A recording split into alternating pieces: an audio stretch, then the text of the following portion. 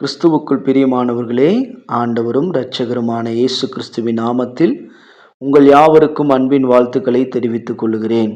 ஒரு வசனத்தை நான் வாசிக்கிறேன். புலம்பலின் புஸ்தகம் 3வது அதிகாரம் 25வது வசனம். தமக்கு காத்திருக்கிறவர்களுக்கும் தம்மை தேடுகிற ஆத்துமாவுக்கும் கர்த்தர் நல்லவராக இருக்கிறார்.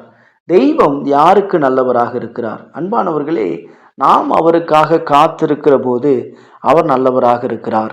உலகத்தின் சூழ்நிலைகளை நாம் உற்று கவனிக்கிற போது அவைகள் சொல்லக்கூடியதான ஒரு செய்தி என்னவென்று சொன்னால், இயேசு வரப்போகிறார், மாரநாதா, இயேசு வரப்போகிறார்.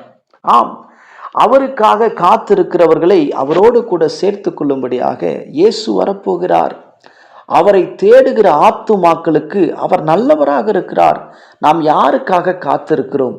எதை தேடிக்கொண்டிருக்கிறோம்? மனிதன் என்று சமாதானம் இல்லாமல் வாழ்ந்து கொண்டிருக்கிறான். அநேக இடங்களிலே பஞ்சங்கள், பூமி அதிர்ச்சிகள், உலகத்தின் காரியங்கள் வியர்த்தமாய் மாறிக்கொண்டிருக்கிறது.